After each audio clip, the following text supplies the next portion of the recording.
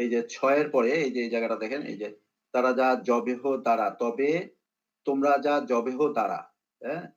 এই যে যবেহ, হ্যাঁ? এই যবেহটা এখন কোরআনের কোন আয়াত দ্বারা আসলে প্রশ্ন ২ টা আপনার কাছে, হ্যাঁ? ২ টা প্রশ্ন, কেমন প্রশ্ন? একটা প্রশ্ন হচ্ছে যে যবেহ কিভাবে করে? মানে যবেহ করা হয় কিভাবে? এটা কোরআন দিয়ে দেখাবেন, ১। আর ২ নাম্বার হচ্ছে যে আম যবেহটা কোথায় করতে হবে?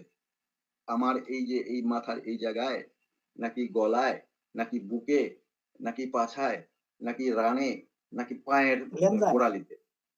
লেনজায়, এখন क्या बोला तूने? এর লেনজায়, গোড়ালিতে।